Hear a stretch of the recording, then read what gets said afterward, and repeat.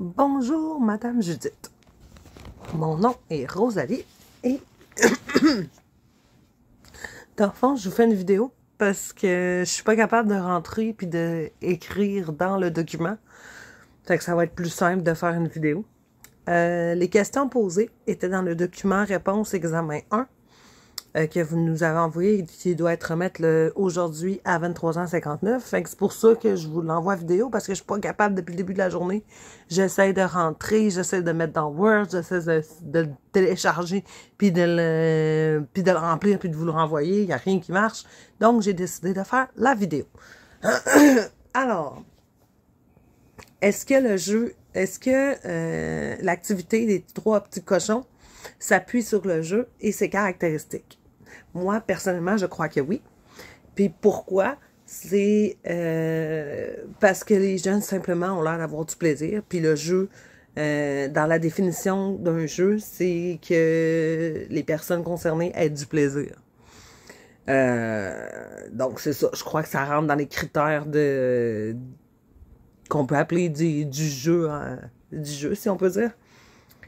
Est-ce que ça prend en considération le développement global de l'enfant? Oui, car ça touche les 4 sphères du développement global, soit les sphères langagières, la sphère cognitive, la sphère socio-affective, puis la sphère motrice, moteur et motricité fine, ouais, c'est ça. Et, bon, là, c'est dans cette question-là où que je crois que il y en a... je crois que ça n'a pas été beaucoup exploité. C'est reconnaître l'unicité du rôle de l'enfant dans son développement. Moi, je pense que non. Parce que, pourquoi? C'est parce que l'adulte doit beaucoup être en arrière de l'enfant. Tu sais, on laisse moins l'enfant choisir ses activités, on le laisse moins faire. Tu sais, on lui dit tout comme poser les briques, on lui dit de si elle choix entre les briques ou la paille ou le bois, tu sais, c'est pas fait de maison, puis fais-la de la couleur que tu veux aussi, tu sais, il y a des barèmes à respecter, il y a tout. Fait que je pense que ça pourrait être amélioré. Comment? C'est là où je me dis, c'est l'intention du jeu. Fait que je pense que si on changerait ça, on changerait l'intention éducative. Parce qu'on regarderait plus le côté créatif au lieu de le côté structurel de l'activité. En tout cas, bref, c'est mon avis personnel. Bref. Cette activité offre des possibilités de manipuler, de faire des choix et de résoudre les problèmes. Je crois que oui. Pour manipuler, dans le fond, c'est avec la colle. De coller les briques, coller les lattes de bois ou coller les morceaux de paille. De faire des choix entre la maison de briques, entre la maison de bois et la maison de paille. Il y a les résoudre des problèmes que c'est un peu moins, il y a un peu moins de résolution de problèmes, mais je pense que ça a quand même touché globalement à toutes les sphères, sans nécessairement approfondir la sphère. Je pense que le côté cognitif de résolution de problèmes, je pense qu'il est moins abordé. C'est plus le côté méthodique, cognitif, qui va être exploité de, OK, je fais telle étape, je fais ci, je fais ça, de étape 1, étape 2, étape 3, puis c'est de garder le cognitif, puis être capable de se structurer. Je crois que c'est très, très exploité dans cette activité. Répond aux besoins de l'enfant, oui, car il répond les 4 sphères. Moi, je pense qu'il touche aux 4 sphères, fait qu'automatiquement, tu réponds aux besoins de l'enfant parce que tu réponds aux besoins de communiquer, aux besoins de s'accomplir. Ça va être plus, ça va être moins des besoins fondamentaux. Ça va être plus des besoins sociaux. En tout cas, ouais. Rejoindre les intérêts des enfants, je crois que oui, car ça les fait bouger, ça les fait penser, ça les fait parler.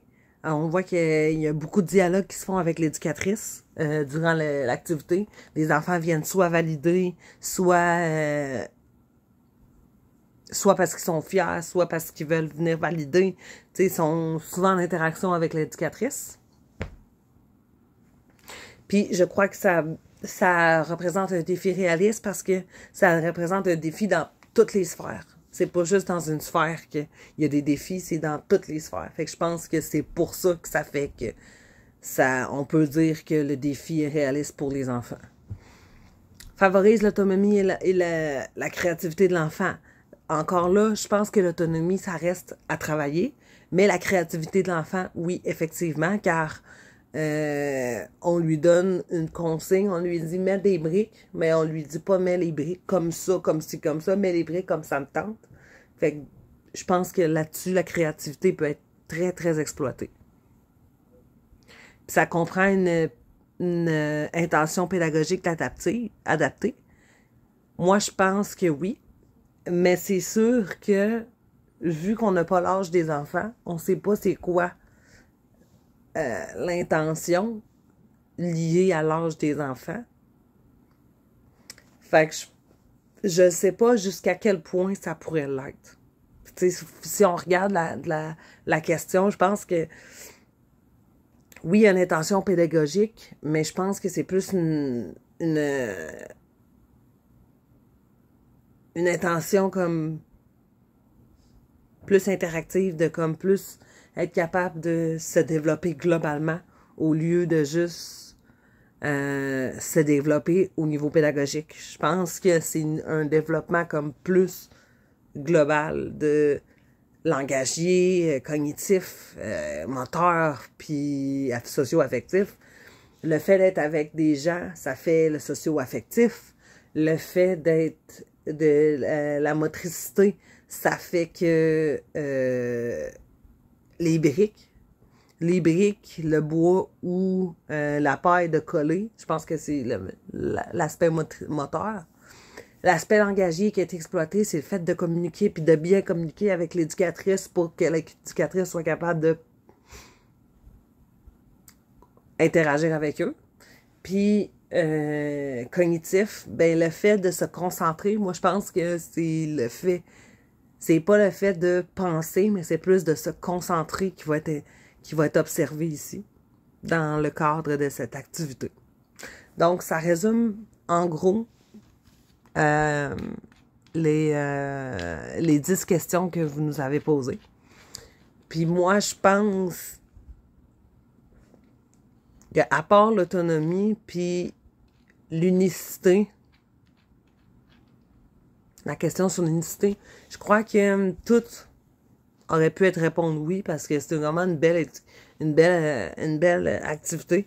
Même que moi, ça va m'aider dans mes groupes, dans mon groupe. Parce que j'ai changé de garderie, puis j'ai un nouveau groupe, puis là j'ai vraiment la responsabilité d'un groupe, puis là on est en début d'année, on amène les photos, on amène ci, fait que c'est vraiment, ça me donne vraiment beaucoup d'idées de le genre d'activité qu'on propose dans le cours. Donc merci de m'avoir écouté, puis au plaisir de vous revoir.